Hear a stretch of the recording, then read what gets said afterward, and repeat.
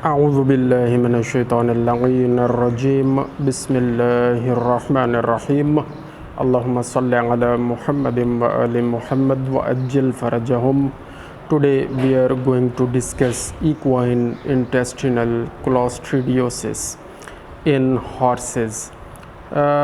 This is actually an acute diarrheal syndrome in which the intestinal flora has an abnormally high number of Clostridium perfringens.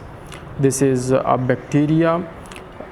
Cases appear sporadically, apparently precipitated by stress, antibiotic therapy, or diet. These are three main factors which are responsible for the increase of Clostridium perfringens, for high number of Clostridium perfringens. In the adult horses, it has been associated with Clostridium perfringens A, type A, and in foals where occasional outbreaks have been reported in 1 to 2 day old foals, Clostridium perfringens type B and Clostridium perfringens type C. These are two main types of the Clostridium perfringens which are responsible for occasional outbreaks in 1 to 2 day old foals. But in case of young horses, we can say in adult horses, the Clostridium perfringens type A, that is mostly responsible for the disease which we are discussing, which is named as equine intestinal clostridiosis.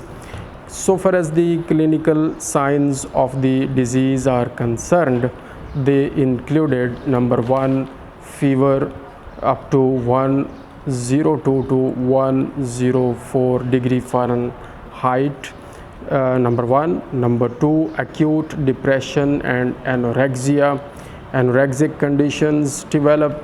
And number 3, discoloration of the mucous membranes, especially discoloration of the mucous membrane of the eyes and in the mouth area, elevated pulse up to 75 to 140 per minute, and elevated respiratory rate.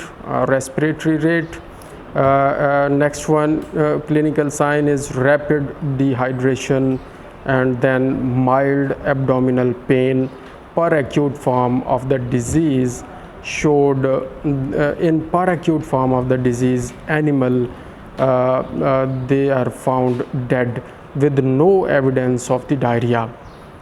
So in acute cases, animal found dead with no evidence of the diarrhea.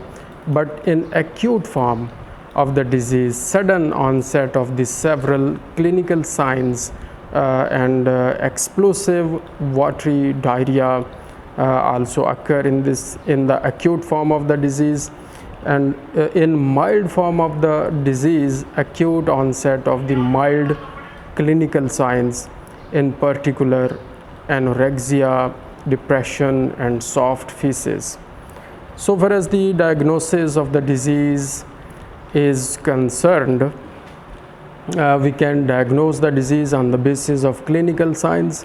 So clinical signs sported by the presence of abnormally high counts of Clostridium perfringens, I mean more than 10 raised to power 4 colony forming units per gram of the feces, which indicated less than 10.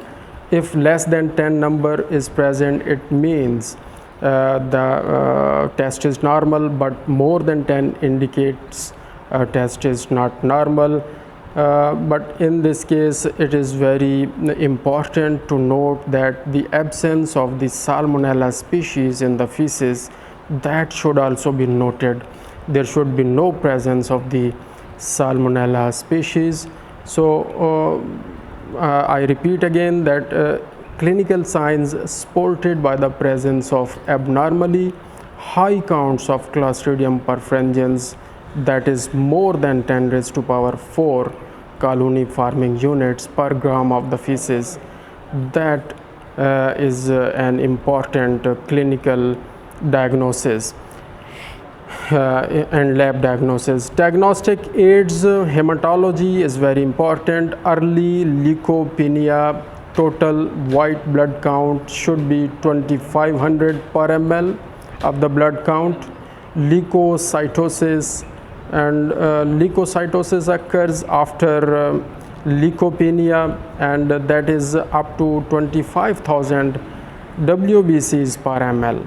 And elevation of the packed cell volume PCV, which indicated actually the dehydration, and this dehydration developed due to explosive diarrhea. In lab we can check it through packed cell volume. Blood chemistry reflects damage to the parenchymatous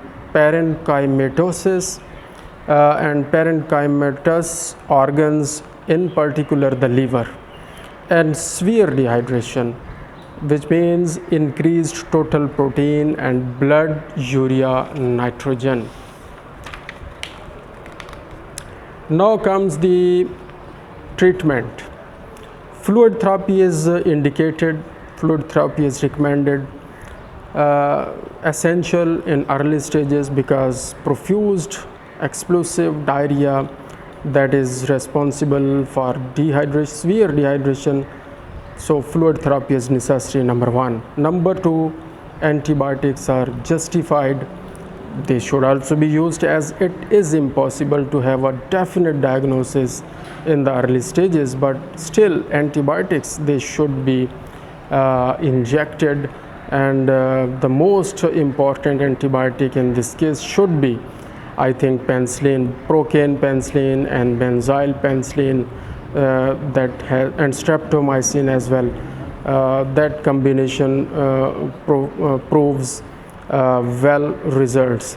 Sour milk by stomach tube thought to contain a substance which selectively inhibits clostridial growth. So sour milk by stomach tube should be given. That is responsible to inhibit clostridial growth. A large dose of the corticosteroids that should be given, that may increase the possibility of survival. And lamb dysentery serum prophylactically should be given, should be injected for foals which are at risk. Prognosis in this disease, that is generally poor. Per acute form, usually found dead animals. In per acute forms, animals found dead. In acute form, animals die within 24 to 48 hours. And in mild form, that tend to have a protracted course. And in mild form, we can treat the animal properly, and prognosis is better in mild form. Complete recovery is possible with prompt treatment. There may be a marked involvement in cases likely to survive after 1 to 2 days treatment, but relapses may occur. So that is all about equine intestinal clostridiosis. Inshallah, we will come with the next very important disease in horses and foals. Thank you very much. Jazakallah khaira.